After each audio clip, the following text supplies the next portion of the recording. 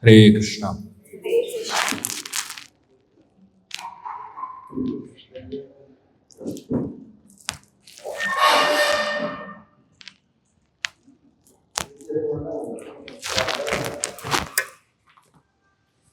I'd like to welcome all of you to the very last Ram Katha of this season.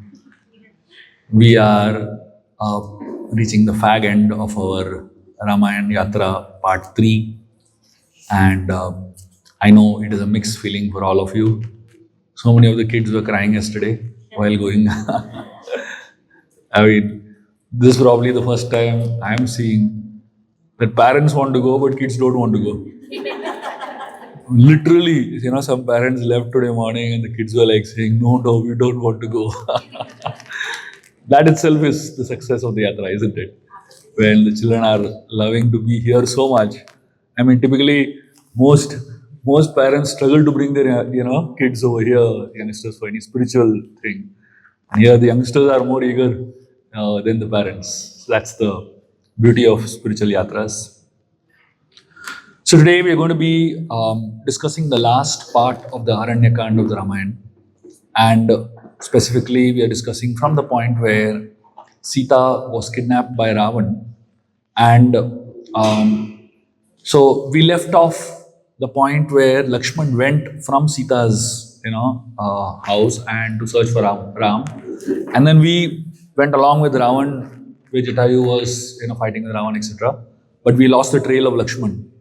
So now we are going back to the trail where Lakshman is, and then we will continue from there into the story. So Lakshman, at this point, he was very hurt by what Sita had just told him. So Sita had practically insulted him, doubted him, really hurt his heart. And Lakshman was thinking, I want to go from here. And I just want to be with Lord Ram, and I want to just get one embrace from Lord Ram. And that will give me a lot of solace. So that was in Lakshman's mind. And he just wanted to go there to Ram and tell him whatever he has just experienced. Whatever pain and tribulations he just experienced. And when he reached where Ram was, he expected Ram to see him and immediately hug him. Instead of that, Ram was looking at him with a very cold look. And he didn't even try to embrace Lakshman. In fact, such intense anger in the eyes of Lord Ram, he had never seen only. And he was really upset with Lakshman. Now,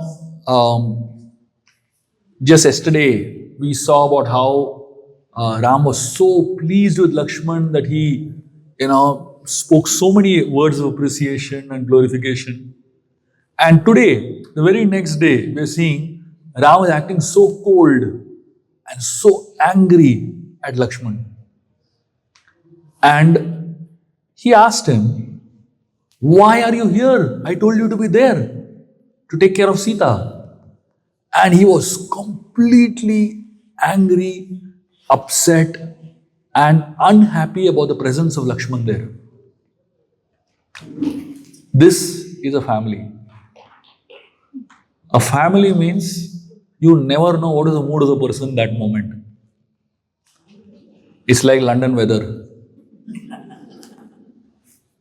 Never know when it will rain, never know when it will get cold, never know when the sun will be there, never know what is to be expected. You go with an umbrella, you feel cold. You go with a jacket and all that, you start feeling hot. And when you go with nothing, then something else only happened. The hailstorm happened. Some strange things happened. That's what a typical family is.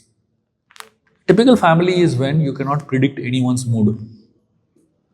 You cannot say the weather today, the weather now is good.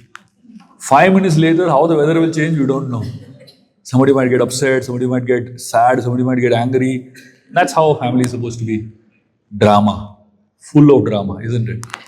So here we found, just now Lakshman got fired by Sita and he's gone to meet Lord Ram, thinking that Ram will embrace him.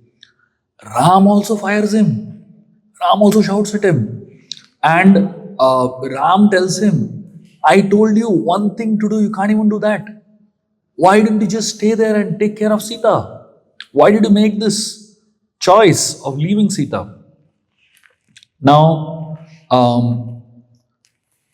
so Lakshman was feeling so bewildered, and both of them realized something terrible is going to happen. And both of them ran back towards the ashram, towards the place where Sita was staying. And when they reached the place where Sita was staying, they saw on the floor there was broken vessels, there was fruits and roots thrown all over the floor, there was a broken water pot, and the grass mats were all, shriveled up. And all of this were clear indications of struggle. Some kind of panic has taken place here, and now both the brothers were in great anxiety. Normally, Ram and Lakshman are very calm and composed. And in this particular situation, they both ran out, calling out to Sita everywhere. Ram almost looked like a person, like a soul who had quit the body. And when the soul tried to return back into the body, the soul is finding the body is gone. So Ram is like that. The analogy that is given is Ram is like a soul and that has quit the body. That means, Sita where she was staying. So he left from there. So it's like the soul leaving the body. And when after some time the soul tries to enter back into the body, somebody has taken the body away. Where will the soul enter? So that was Ram's state.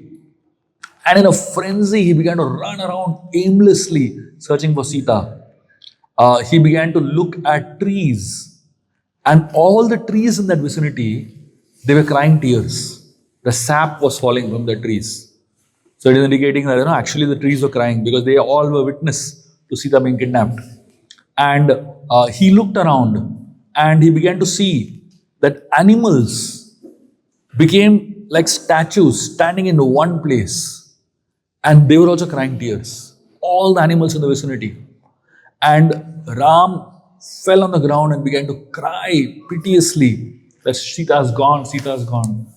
And then after some time, he got up and rushed to the Godavari river.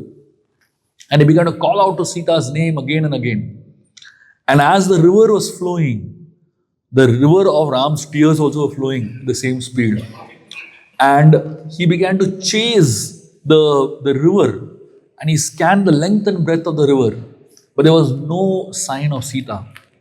Ram began to cry. And when he came back, he saw all the marks, the footprints and all the marks that were there scattered. And Ram began to say, I don't know how much sin I would have committed in my past. I lost my kingdom and I became deprived of all my people. I was disconnected from my mother. Destiny took my father away from me. And now I have lost my purpose of existence only, which is Sita. And it seems that the demons have stolen my hope. And Ram, who is normally very composed throughout his life, in this section of the Ramayan, he becomes so disturbed and so agitated.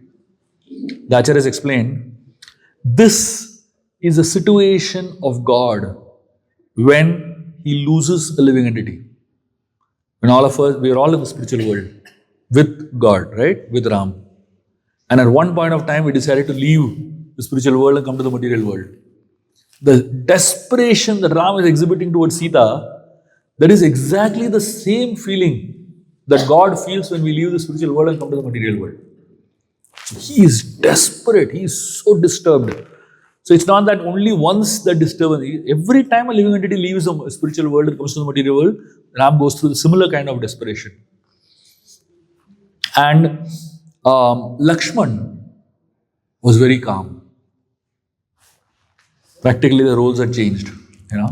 Normally Lakshman is the one who is always agitated and Ram is very calm and trying to compose him. In this particular story, you find Ram has completely lost it. And Lakshman is taking up this role of trying to calm down Lord Ram. Seeing Ram's situation, Lakshman begins to speak to him. And he says, my dear brother, desperation is not an answer to any calamity. If you are desperate, doesn't mean you will solve the problem. Success comes to somebody who tries. If crying can solve a complicated problem, then definitely we should sit and cry together.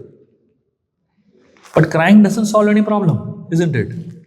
People love to cry because they feel that that is a solution also.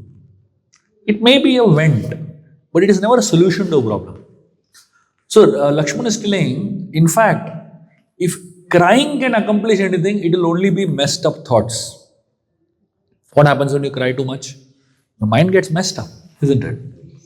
And he says, when you are in a crisis, the only thing that helps is clear thinking. When you have very clear thinking, that's the only thing that helps to deal with the crisis. And he says, the mountains around Janasthan are filled with so many caves. Sita could be in any one of them. And he said, do you remember how fascinated Sita is for lotus-filled lakes? Maybe she is, doing a prank on us, going to, get lotuses from the lakes, or, so basically it could be anything. So we can't make a conclusion. And he says, let us get up and search. And we will only cry when nothing else is possible. When we have no other option, then only we will cry. So he says, let us start searching for Sita. So the search begins. Ram and Lakshman are searching like anything. And Ram is in total madness. He's running around, asking trees, do you know where Sita is? He's asking animals, he's asking birds, he's crying and, howling like a madman. And while all this is happening, Lord Shiva and Sati happen to be passing over this place, this section of the Dandakaranya. And Sati looks at Lord Ram and she says, what's going on here? Lord Shiva says, see, this is Ram Leela going on. We don't have any role in it. Let us continue our work, let him do his pastime. Sati says, really? Is this the same Ram that you meditate on and you're chanting his name constantly? Lord Shiva says, yes, he is my worshipable master. Then Sati says, why is he acting like a madman? He is supposed to be God. Why is he so? Shouldn't he just know where Sita is? He is God, right? Shouldn't he just understand where Sita is? Why is he crying like a mad person like this? Lord Shiva told her, see, we don't have any jurisdiction here. We are not supposed to be in this pastime. Let's just go on. Now, just like these kids were acting, doing a drama yesterday, you suddenly one adult decided, let me also join in, How stupid it would be, isn't it? First of all, we can't understand half the things these Gen Z guys are doing, Half the things I didn't even understand. This went above my head, So if you try to go in fact, they gave me a role. After some time, they realized I don't fit in. They only removed me from the role. They didn't even tell me I am thrown out from the drama. They directly removed. They disqualified me.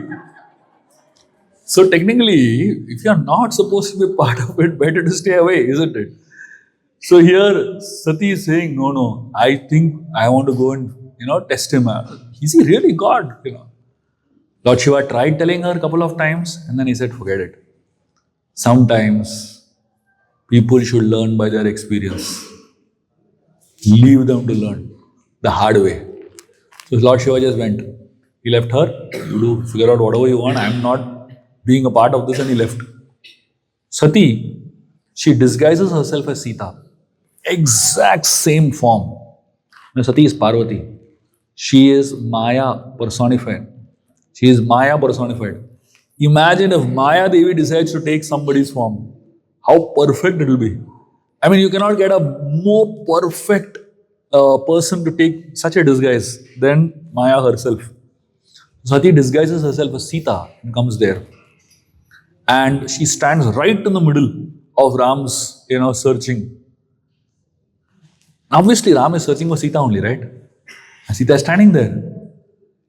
Ram is like a madman. He is throwing his, arms in the air, is crying, and tears are flowing from his eyes, and very intense a mood he is in.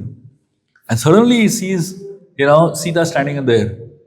Ram immediately, not even a second, immediately his mood becomes very grave.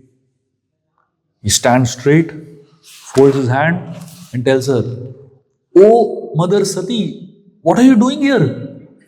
Where is Lord Shiva?" He sees through the disguise and he straight calls her by her name. And Sati gets so embarrassed. She gets so embarrassed. She doesn't even know where to hide herself, And she doesn't even know what to say now. In 1 second, that happens. And then Sati, she leaves from there because she realizes she's done a big blunder by trying to test Lord Ram. And then the moment Sati leaves, immediately Ram again becomes a madman and starts crying again, Sati doesn't understand only what happened.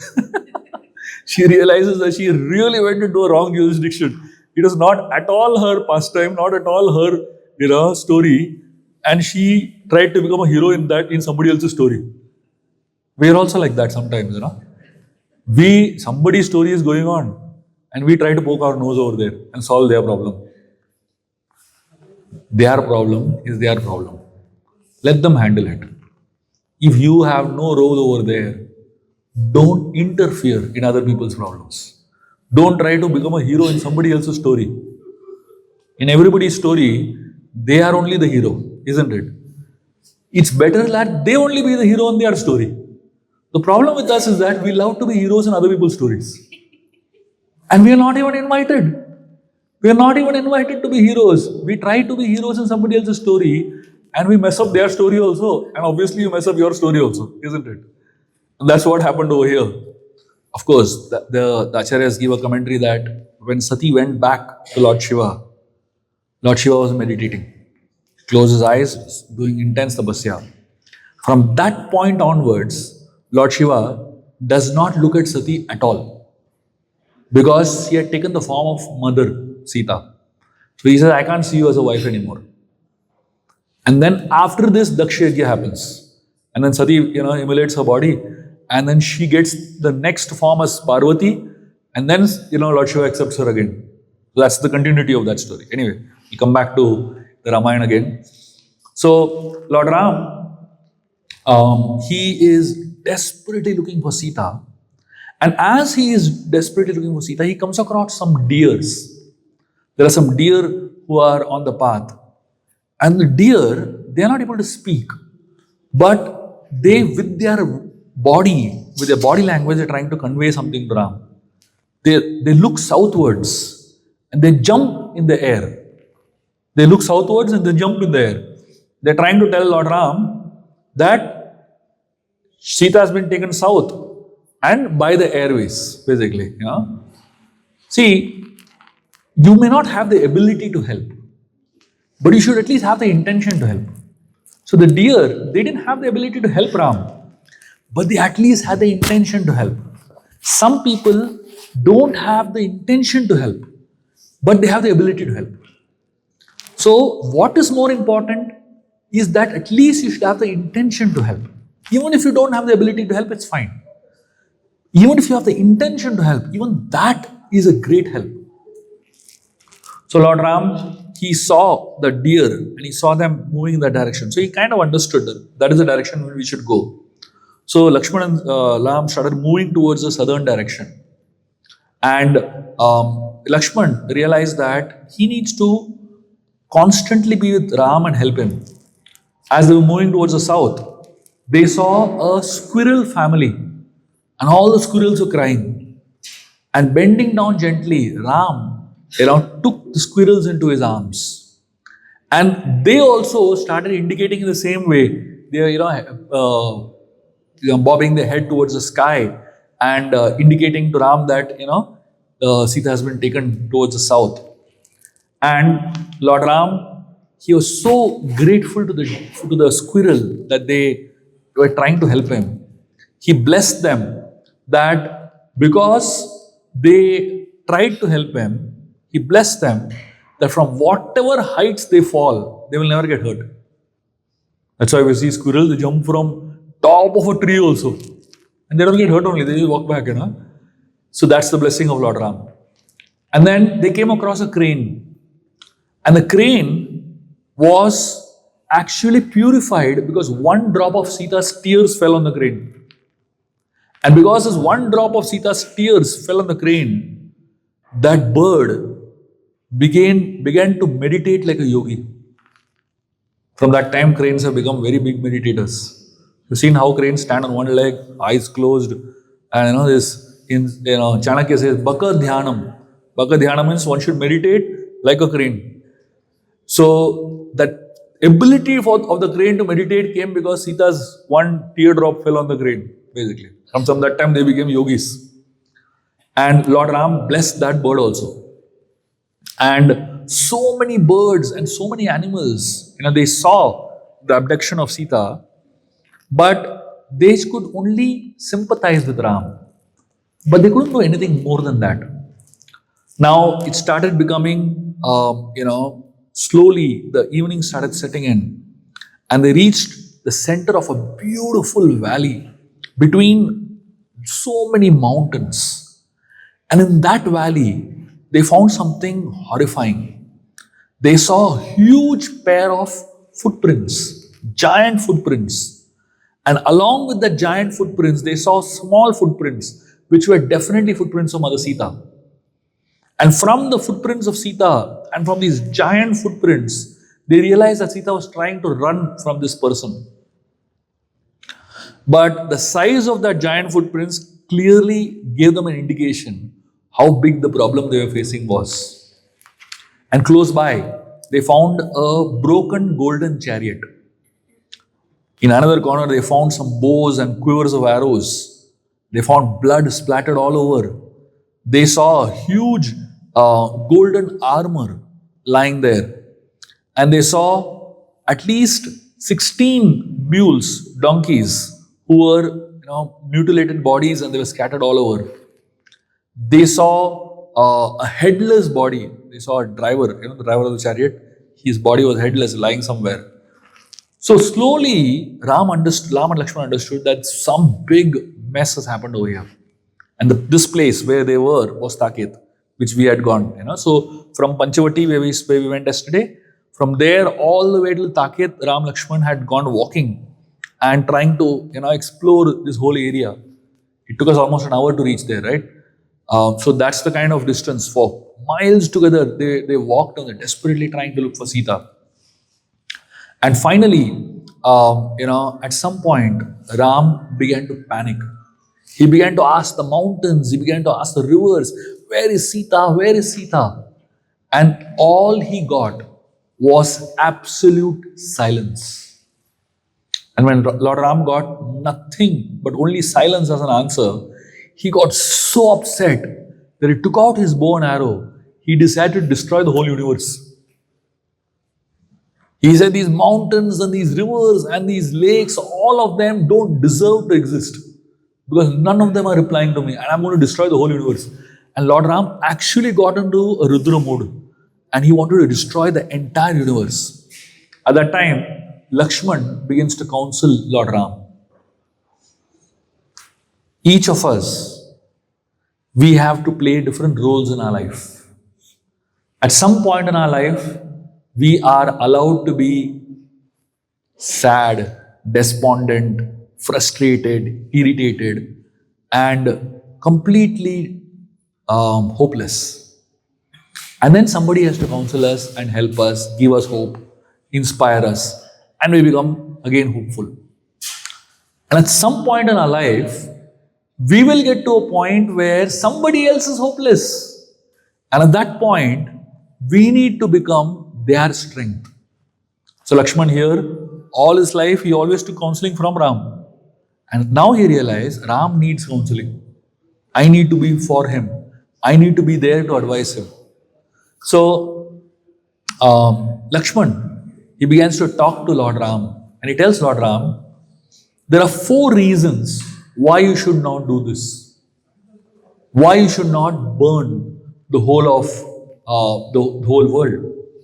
He said, first reason is at a personal level. The greatness of a person has to be perpetual. That means, so look at the things in nature. Look at the moon. The moon is great always. Look at the sun. The splendor of the sun is always great. Look at the movement of the wind. Look at the composure of the earth. No matter what happens, all of them are so steady. Similarly, great people should not lose hope. And they should be calm even when there is a great calamity going on. He said, you are a great person. So because you are a great person, you are expected to be acting great even in such desperate situations. The second reason Lakshman says, he says, at a philosophical level, we should know that this world is full of dualities. Whatever happens, there will always be ups and downs in life. For the last 13 years back, we had a very bad phase. We lost our kingdom. But for the last 13 years, we have been very happy. We have not had much problems. We have not had much issues. And now after 13 years, we have a big problem. Happiness and distress is a part of life, Lakshman says. And the nature of this world is that it will always keep you guessing and keep you hoping. The third reason Lakshman says is at a very logical level. He says, even a blind person will say that one person has done this mistake of kidnapping Sita. It's a one-person job. Look at the footprints. You don't see many footprints. You see only one person's footprints. If one person has made a mistake, how is it fair that you burn down the whole universe? How is it fair that you punish every living entity in the world for one person's mistake? And then he says, the fourth reason Lakshman gives is whatever a great person does, that becomes a reference point for the future. Right? Lakshman says, you are a great person. If you are going to act like this, you are born from celestial nectar. You are not born in a regular way. If someone who is born from celestial nectar cannot handle anguish, cannot handle pain, then how do you expect normal, human beings to handle pain, to handle tribulations? You are supposed to set an example for the world. This is the time to show the world how a great person deals with the calamity. And then, when Lakshman says all this, Lord Ram simply hears him. And after hearing whatever Lakshman had to say, Lord Ram lowers his bow and wipes his tears and embraces Lakshman. And again, Ram becomes very composed and calm. Now, this is a very defining story in the Ramayana. This is probably the only story in the entire Ramayana where Lakshman counsels Ram. This is probably the only story in the entire Ramayana where Ram loses his cool. Which means you and me are also allowed to lose cool. Lord Ram lost his cool, So when you are in anguish, when you are in pain, when you are going through calamity, you are allowed to lose your cool. It's normal. It's human. It's human to have these emotions. But what we have to learn from Ram is that immediately get hold of yourself again. And of course, the second thing we can learn from Ram is that not all the time you have to be a counselor. Sometimes you can be a counselee also. Not all the time you have to advise others. Sometimes you can also take advice. And you should have the ability to take advice. Right? So not everybody has the ability to take advice, isn't it? Because especially when you think that you have solutions to everybody's problems in life, when you yourself have a problem, you can't handle somebody else coming and trying to help you. Lakshman was so happy that he could be of some use to Lord Ram during such a painful and such a difficult situation in life. Look at it from Lakshman's point of view. Just now, some time back, the very people that he loved the most insulted him so badly. Ram and Sita, both of them insulted him left, right, center. If someone gets insulted like that, someone gets hurt like that, it is not easy to handle it, isn't it? And then after being hurt, thinking of the good of the other person is even more difficult, isn't it? Normally, when somebody hurts us, we only think bad about them. Or at least we can't think good about them, right? We can't think nice about them. But here is a very beautiful section in the Ramayan. Just now, Lakshman got so badly hurt. And immediately after that, he is doing the biggest welfare for Ram ever possible. How is it possible that Lakshman, who just got so hurt, is doing the welfare of Lord Ram so nicely? Because of only one simple reason. The reason, it's a very deep reason actually. It's called having your heart at peace. What is the meaning of having the heart at peace? So usually with some people, our heart is always at war. What is the meaning of heart is at war? Externally we might be peaceful. We might talk to them nicely, we might smile at them, we might even embrace them, we might act very nicely around them. But internally our heart is at war. अंदर से लगता है मार दो उसको. Externally we're smiling. Inside you feel like beating the fellow, and outside you're smiling. Typically that's what happens with a lot of us, because our hearts are at war.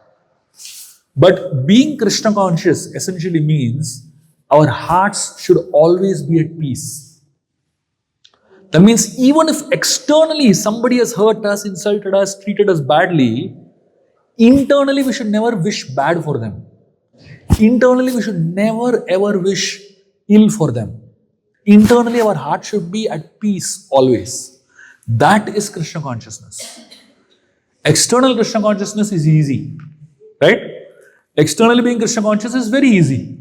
Chanting 16 rounds, following principles, and wearing tilak and kantimala, and dressing up like devotees. That's a very easy thing to do. The externals of Krishna consciousness. The question is, am I internally Krishna conscious? And I can tell you for sure, it is not easy to be internally Krishna conscious. When someone has just insulted you so much, can I pray for that person? Can I think of doing good for that person?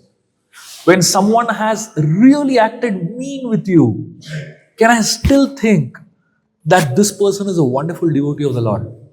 Let me not offend him or her. Let me not think bad about him or her. So that is Krishna conscious. External Krishna consciousness is easy. Internal Krishna consciousness takes lifetimes to achieve. Lifetimes. Lakshman externally seemed to be not Krishna conscious exactly. He is beating up this person, he wants to beat up that person, he's saying, I'll kill my father Dasharath. Wild. Really wild, isn't it? I mean, who will think of killing father? Who will think of killing mother? He's saying, I'll destroy whole of Ayodhya and all that. You know what? These people who actually have like a very rough mouth, like really they are outspoken and straight away they speak whatever they want, they have the softest hearts many times. Because whatever they say it out. Andar kuch nahi hai. Of course, it's not necessarily always that those who are outspoken are soft in the heart, but that's many times it's true. Ideally, the best is, no matter what the situation, internally we have to always try to be well-wishers of others. It doesn't matter if they have hurt us. It doesn't matter if they have insulted us. It doesn't matter how bad they have treated us. Let me be grateful for all the good things they've done for us. Lakshman didn't think, hey, he just insulted me. Now, serves him right. Thoda thadapne do. He will understand what I have gone through. He didn't think like that. He thought from his heart, he was thinking, this person is going through such pain. I just felt a pain like that some time back. I know what it means to feel pain. Let me help him with his pain. Lakshman is thinking, this person has stood by me for my entire life. 40 years he has stood by me. And he insulted me once. Why should I focus on that one insult and forget that 40 years of love that he has given me? Let me stand by him and let me serve him. Let me help him during his most difficult phase. That's what was going on in Lakshman's mind. When Sita insulted him, after she insulted him, he prayed for her. If you remember, he prayed to the Vanadevatas to protect her. Imagine that. She practically gave him the worst kind of words that anybody can speak to anyone else. Isn't it? The worst kind of words. Just after that, Lakshman folded his hands and prayed to the Vanadevatas for her welfare. The question is, can we do that? Are we Krishna conscious enough? Somebody who has just insulted us, can we stand and pray for that person? Not easy, isn't it? One time, one of our devotees was going on a book distribution in the local trains. And while he was distributing books, he was talking to a man, trying to give him a Bhagavad Gita and all. And this man spat on his face. Now you can imagine, if somebody spits on your face, what will you go through? How insulting, isn't it? And how obnoxious. This devotee comes back to the ashram. You know what he tells us? He explained what he went through, And after that he said, I was feeling bad for him because I was chanting the names of Krishna with my tongue. And he spat on my tongue only. I was thinking how much he has insulted Krishna. He didn't think that he insulted him. He's thinking Krishna's name was on my tongue and he spat on my tongue. He was thinking how much he has insulted Krishna. I don't know how much he will suffer for this insult that he has given to Krishna. So even at that point, he's thinking of that person's welfare. That is Krishna conscious. So here, this particular episode, the way Lakshman deals with it, the way Lakshman handles this, such a sensitive and such a subtle situation, and in such a brilliant way, that shows how Krishna conscious Lakshman is. How evolved Lakshman is. Apparently, if you look at other sections of Ramayana, you might think, "Arey, what is this? Lakshman is such a, like agitated, angry type person, But if you look at this one section of the Ramayana, this section defines Lakshman. It defines Lakshman's character. And this one section shows why Lakshman is qualified to be Adi Guru. He's qualified to be Adi Guru for the entire world. Because it is good, it is easy to be nice when everything around you is nice. But it is not easy to be nice when everything around you is bad. And that's the qualification it takes to become a guru. When things are really agitated, like Srila Prabhupada, when he was in the West, there was one guy who was staying with him. Prabhupada had a roommate right in the beginning. And he was a mad person. His name was David. Totally mad person. Prabhupada told him so many times, don't keep the soap on the floor. This guy had such a bad habit. After using the soap, he would keep it on the bathroom floor. Who would put the soap on the bathroom floor? And Prabhupada kept telling him, and David never listened to him. And one day, David, in the middle of the night, he was high on drugs. He came charging at Srila Prabhupada, almost going to, Prabhupada was alone over there. And he was almost, on Prabhupada. And Prabhupada ran away from his house. And he stood outside the house and the door got locked. Prabhupada couldn't go inside the house. He didn't have any money, nothing. And of course, there were no cell phones, nothing at that point in time. And in the cold of New York, Prabhupada was standing on the street. And after that also, Prabhupada never thought bad about him, ill about him. Prabhupada was very calm and composed at that point. That makes him a Vishwaguru, right? That makes him someone who is really worshipable. So these are defining moments that define how qualified you are to guide others, how qualified you are to be Krishna conscious. And that's what this particular story indicates. So as Ram Lakshman were continuing to search, eventually they came across Jatayu's body. And we saw yesterday how Ram and Lakshman they spoke to Jatayu, and Jatayu indicated to them that Ravana had kidnapped Sita, and now they got a much clearer picture. And they started moving towards the south to search for Sita. And as they were moving towards the south, they came across a huge cave. So at the very entrance of that cave, they saw there was a heap of bones thrown. And Lakshman, he felt, maybe in this cave the demon has taken Sita.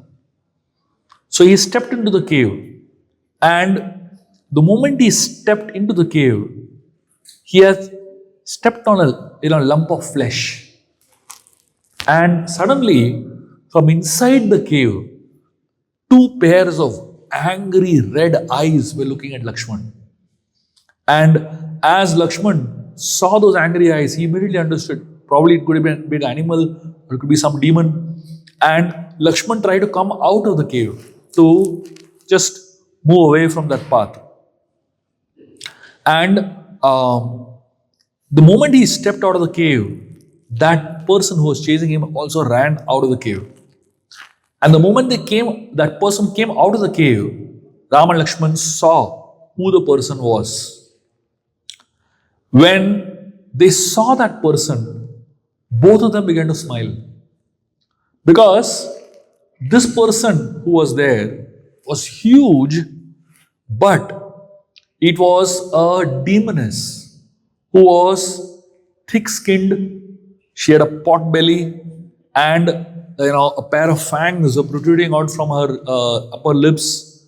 Her body was very lumpy and odd-shaped, and she looked very funny. So Ram and Lakshman, they were scared because inside, they couldn't see anything. But when she came out, Ram and Lakshman began to smile. And this very odd and weird looking demoness, she was holding a leg of a tiger and you were eating that. And when she saw Ram and Lakshman, she dropped the meat and she ran towards Lakshman. And after running towards Lakshman, she embraced him very tightly. Lakshman didn't even get a moment to react. And this demoness was embracing Lakshman very tightly. And she said, "Come, let's romance. I have never seen a more handsome man than you. I have never seen a more well-built man than you. You're my ideal partner." Lakshman was disgusted. And she was smelling so badly. And Lakshman just pushed her away. And she began to say, "No one has won my heart like you." And she says, "My name is Ayomukhi." This is the name of the demoness. "And I am the queen of this area in the forest. Come, let's enjoy together. And I know all the secrets of the forest. And I'll keep you so happy. And I have so many plans, how we can enjoy." As she was saying like this, the next moment, Lakshman cuts off her nose and ears. Already Lakshman had one practice before. Now he was perfected in the art of cutting ears and nose. And he cuts off the ears and nose of this Ayomukhi. And this Ayomukhi, she was so upset and angry. She couldn't figure out what happened to her. And then she ran away from there. Lakshman wiped off all that, she was stinking and all, She hugged him and all the mess of her body was on Lakshman. So he wiped it off, and then Ram and Lakshman, they, pacified each other and they continued, searching for Sita. Just a few days back, Shurpanakha had come and she had very similar desires. And she got a very similar treatment, nose and ears being cut. And, after this, Ayomukhi, and the same, similar kind of situation. And now they felt, if Shurpanakha got Khardushan and 14,000 soldiers, God knows what this person is going to get. So they decided better to go from here and focus on our work. So they left from that place. And as they were walking towards the south, suddenly a huge dust storm began. And they were almost being sucked into something. And as Ram and Lakshman were being sucked into something, suddenly two huge pairs of hands caught both of them. And the hands began to become smaller and smaller. The hands were 8 miles long. And Ram and Lakshman were being sucked into something very powerful. And when Ram and Lakshman saw the size of the hands that were holding them, they were totally bewildered because they realized this must be some very powerful demon who has such massive hands. And they were being pulled into the body of this demon. So this demon had no head, this demon had no neck, and this demon had no legs. And he was huge like a mountain with 2 hands. And he had long hair all over his body. And he did not even have a face. He only had 1 eye and 1 mouth. And both of them were in the body only. 1 eye over here and 1 mouth over here. Like a completely, what do you call it? Customized version of a human being. Only eyes and mouth. And this demon was dragging Ram and Lakshman straight into his mouth. And not only Ram and Lakshman, whatever was there in that area was being dragged into the mouth of this demon. And this demon was so huge that Ram and Lakshman, they were totally bewildered. They never saw anything of this size. And they already had one practice before. They knew exactly what to do. At the nick of time, when the hands were coming closest to the body, both of them removed their swords and cut off the hands of the demon on both the sides. And huge quantities of blood began to pour out from the demon's body. And both the hands of the demon lied on both sides. And both the brothers, they stepped out and they saw this demon was in great pain. And he was literally struggling for survival now. And suddenly the eyes of this demon began to water. Tears were coming out. And when tears were coming out from the eyes, a lot of sadness engulfed this demon. And Ram and Lakshman realized that there is some story to this person. See, however powerful and cruel a person may be, there is always a story behind why they behave in a particular way. When someone behaves in a very erratic way, there is always a story why they behave in a particular way. There is always a story behind that erratic behavior of theirs. There is always a story why a person has become like that. So here, there's such a huge demon. Ram and Lakshman, they put down their swords and waited for this demon to speak. And this demon began to speak to Ram and Lakshman. He said, I have been waiting for both of you for a long period of time. And immediately Ram and Lakshman were very surprised hearing that. And the demon said, I am Kabandha. And I have been lying like this for God knows how many years. I have lost track of time. It may easily be thousands of years that I have been lying like this here. And he tells a story. He says, I was a Gandharva named Vishvasu. And I was a son of Danu. He was a king of Gandharvas. And I had unlimited bodily strength. And these qualities that I had, they made me very arrogant. And I would derive great pleasure in making fun of others. I would practically become happy if I scared weak and innocent people. And he said, every day I would at least do prank on one person and make one person scared. And that was my daily joy in life, basically. And he said, one time I decided to make fun of a sage named Stula Shira. So the sage Stula Shira, he was collecting some herbs for his sacrifice. And I disguised myself like a ghost. And I began to torment him. He's creating some, scary scenes. And instead of becoming scared, the sage began to become angry at me. And he cursed me that I'll have a form like this, like a massive demon. And he begged a lot from the sage to forgive him. Then finally, the sage, he said, someday Ram will come. And when he cuts off your hands, that is when you'll get back your original form. And he said, after that day, I became a massive demon. But by the curse of the sage, I got the demonic body, but I could roam around the forest. I had legs, I had a body, I could roam around everywhere. And while I was roaming around everywhere, I also prayed to Lord Brahma, and Brahma gave me a long life. But when I got the benediction from Brahma, I became even more arrogant. And because I became so arrogant, I began to fight with Indra. I began a fight with Indra. And the King of Heavens, in his fight with me, he stuffed my head into my body with his Vajra. He hit the head of this fellow. It's like these Cartoon Network, The fellow hits on the head and the head goes inside, right? Like that. Indra hit this fellow and the head only went inside his body.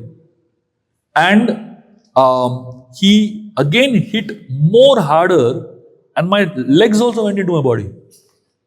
So practically he only had a trunk, And he said, I became so desperate, I started begging Indra for some respite. And, he said, I folded my hands. The only hands were there. I folded my hands in front of Indra and Indra understood that I'm asking for forgiveness. And because he understood I'm asking for forgiveness, he created an eye in my chest and he created a mouth in my stomach. And because my hands folded in front of him, he said, you will have hands that are 8 miles long and you can get food from anywhere, in those 8 miles. And then this demon named Kabandha was living like that in one place. He couldn't move. He didn't have hands and he didn't have legs. And he only was in one particular place. Hands were going all over and getting food for him. And that was the situation of Kabandha.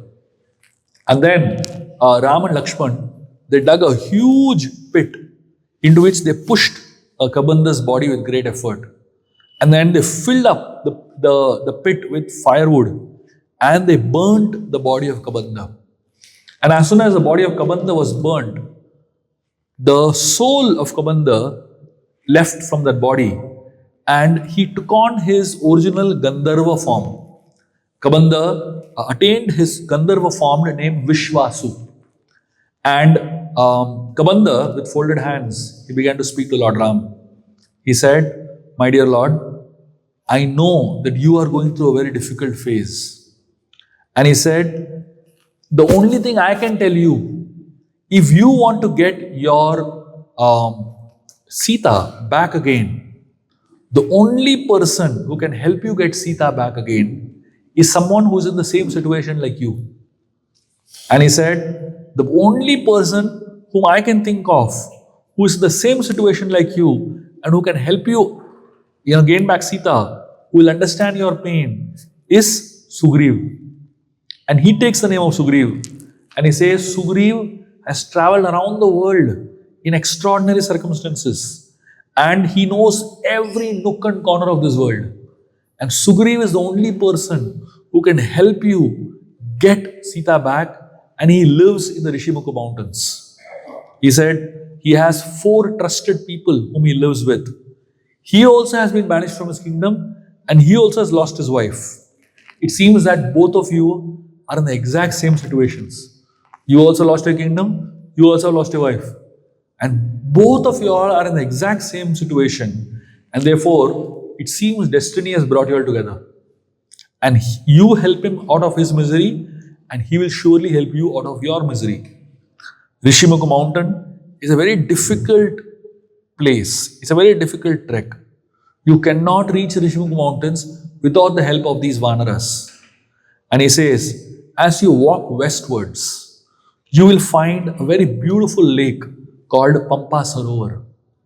And that is the spot that the Vanaras visit to drink water often. And that is the spot where you will find the Vanaras and you will eventually find Sugriva. And that is the best place to come in touch with the Vanaras, and especially Sugriva. And he says, when you are at Pampa Sarovar, you should visit the ashram of Matanga Rishi. And there, something very surprising waits for you. Kabandha says like that. He turns around, pays respects to Lord Ram, and he leaves back to his abode. Kabandha has given Lord Ram something to ponder. Kabandha has given Ram some hope now and some direction in the search.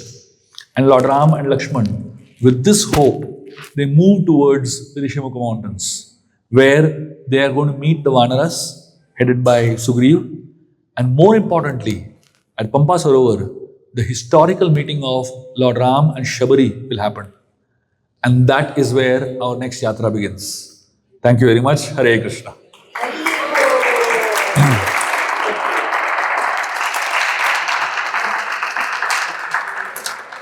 So there are a few very important announcements we have to make before we say Hari Bol and we have our last dancing kirtan, before we wind up our yatra.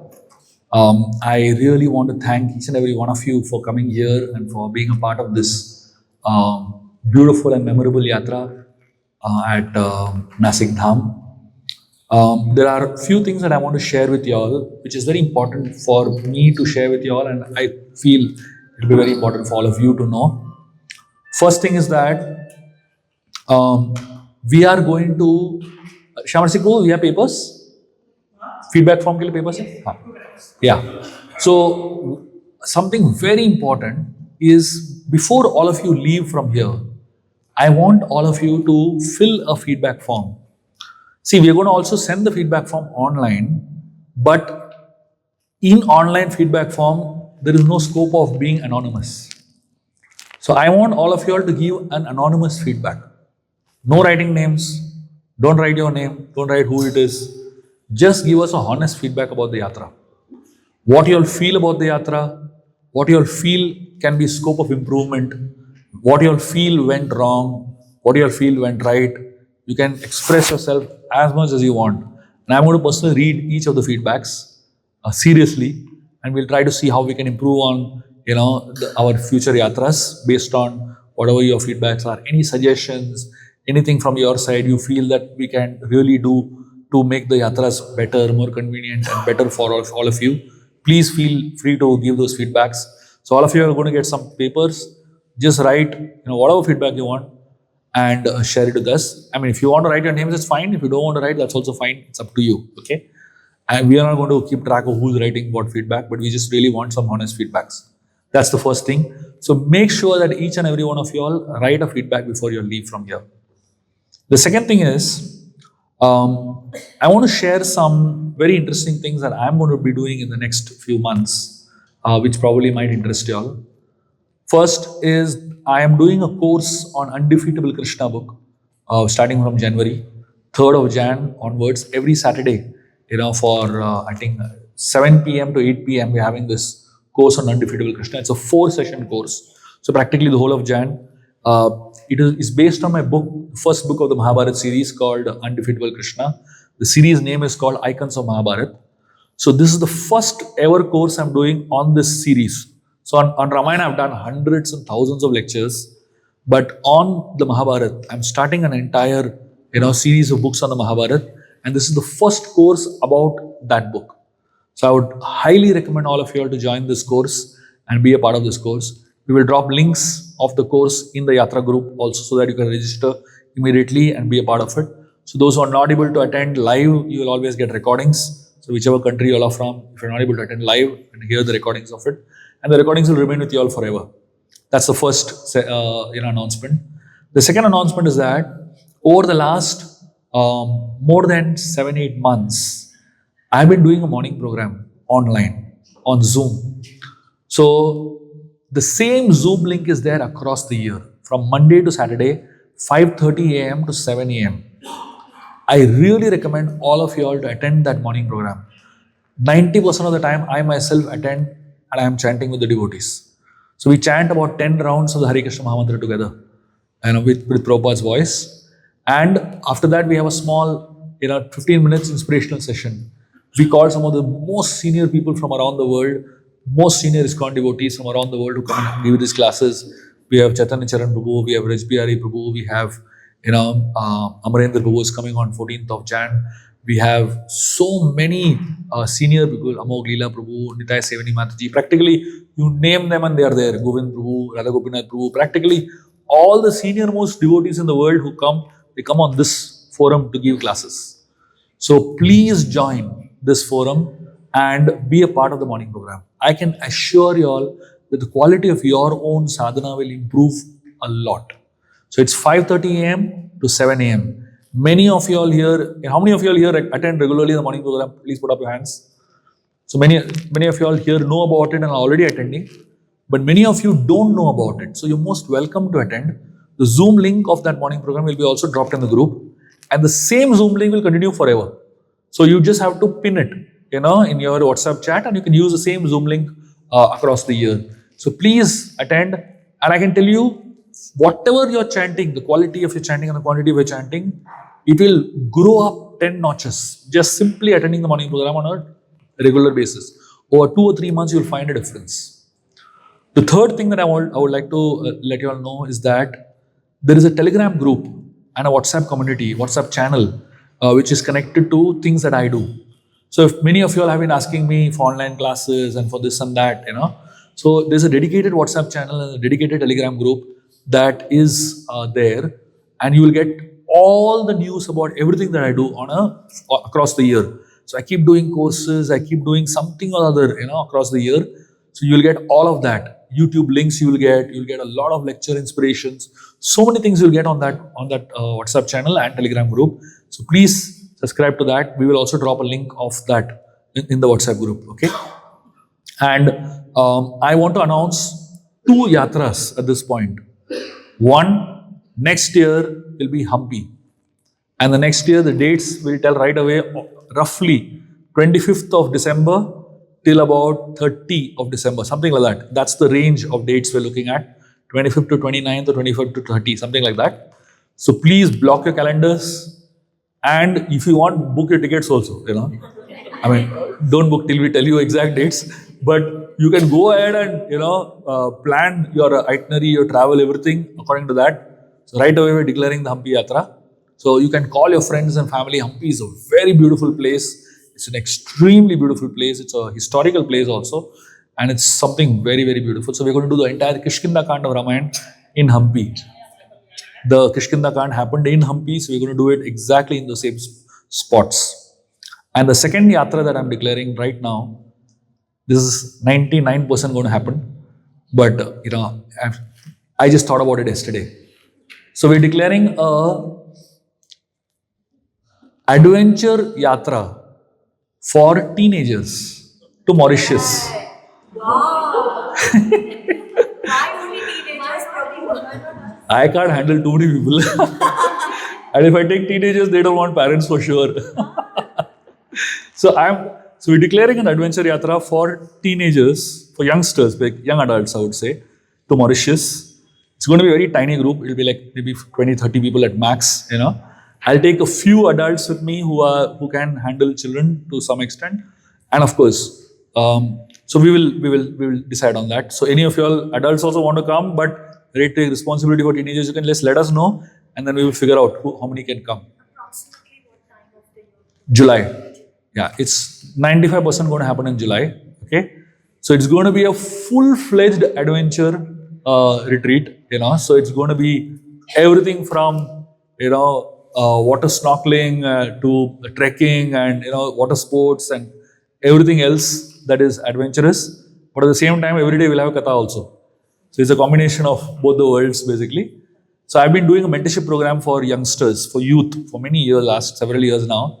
And I have many young boys and girls from around the world who are part of these mentorship programs. And many of them have come for this yatra also. So I'm mainly doing it for them, so to get that whole, group of them together and, physically be with me. But many of your children also are teenagers and who have been attending my yatras here. I'm opening up for this group also, so that they also can take the benefit of it. That's the reason I'm announcing it here. In all probability, this announcement will not happen in open groups. because it's going to be very limited seats and it's going to be for very specific, youngsters. But I thought I'll let you all know just so that you have it in your mind. And finally, before we end this yatra, I would like to really thank each and every one of you for coming here, for being a part of this yatra. First of all, we would like to seek forgiveness for all the pain that you all have gone through in the yatra. I'm sure that all of you all have gone through a lot, physically, emotionally, mentally. And, I really take responsibility for all of that pain that you all have gone through. I'm personally seeking forgiveness from all of you for any inconveniences and any pain that has happened. Of course, our goal is to make the yatras as best as possible. But it's not always easy, especially if it is not in your zone, it's not your area. Shamrasik Prabhu, Vinay Prabhu, they came here personally and went through every single hotel personally and did all the Reiki and all of the Arjun Priya Prabhu. 3 of them came and did all of that. But after that also, there are some things that are just beyond. The way the hotel person behaves, they had no idea how he'll behave. You have no idea what has gone in the background, how much pain they have gone through dealing with this hotel owner. It's been terrible, And at one point, 1 week before, we almost thought we'll have to cancel, this hotel. It went to that bad extent, So we involved police, we involved this, we tried our best to involve as many people as possible to try to get some saneness into this thing. But in spite of that, there's a lot that he didn't cooperate. You all don't even know what all has happened in the background, Prasad came on time every time. But to get that Prasad on time, they really had to struggle so much, So there are certain things, no matter how much you try, it's always going to be some chaos happening, obviously. So I personally take responsibility for all that mess. And of course, there are many, many areas that we could have improved and we could do better in. And especially some areas that I saw, especially when we were going in the crowds, there was a lot of chaos. I saw it could have been handled better. So I'm seriously asking for feedback so that we can improve on all those areas where things have gone wrong. You can also write some appreciation about things that have gone right also. That's also welcome. I'm sure there are many things that have gone right also. But more importantly, we are interested in knowing what went wrong so that we can improve on it. And I also would like to thank all the devotees who organized this yatra, all the volunteers who have come, all the way just to be with all of you, the kirtan party, the sound system, Jishke Shanandu coming and doing, I don't know how many hours he must have sang kirtans, like, count only of how many hours Jishke Shanandu sings, right? So without his presence, yatras are never complete, And Shamrasik Prabhu, Nandini Mataji, they have been like at it for last so many months. Vinay Bhushan Prabhu has been practically, the backbone of the yatra. Without his, expert, organization and Prasad, what fantastic Prasad, right? Every single meal was fantastic. The whole kitchen team. I think by far the most fantastic Prasad across many of our yatras. So I'd really like to thank Vinay Bhushan Prabhu and his whole kitchen team, Mani Ram Prabhu and all the others who are there. Our Kirtan party, Nishikant Prabhu, Krishna Ravind Prabhu, Shubham Prabhu, Sankarshan Charan Prabhu and Shamrasik Prabhu, all of them, such wonderful Kirtans they led. And the video recording by Gaurang Vallabh Prabhu, first lecture is already uploaded on YouTube, available, So by the time you all reach home, probably in the next couple of days, all the lectures will be available on YouTube, Last year it took us 6 months to upload. But this year, already first lecture is uploaded. You can already start watching it on YouTube. And all the other lectures in the next couple of days should all get uploaded, and provided we get some Wi-Fi range. So we're trying to improve wherever we can and trying to improve the yatras as much as we can and make it more convenient for you all. But again, as I said, we seek forgiveness for all the pain and difficulties I have gone through in the yatra. I personally take responsibility for all that. All the good that has happened in the yatra is due to all of these devotees, and all the bad that has happened in the yatra is due to me alone. And I really thank all of you all. I'm hoping to see all of you all in Hampi. Hare Krishna. At this point, we would like to invite Rishikesh Anand Prabhu to come and do a last intense dancing kirtan. so that all of us can remember and go back with beautiful memories of Nasik Dham. Hare Krishna.